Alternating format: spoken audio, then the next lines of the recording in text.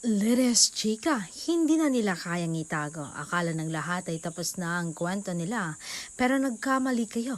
Binigla ni Donnie Pangilinan ang buong social media nang magpakita siya sa harap ni Nabel Mariano ngayong araw.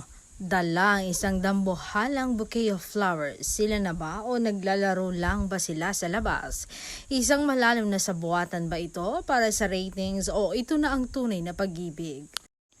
May mga nakakita sa kanila na hindi nahagip ng kamera, isang tagpong magpapatunay kung ano nga ba ang totoong estado nila.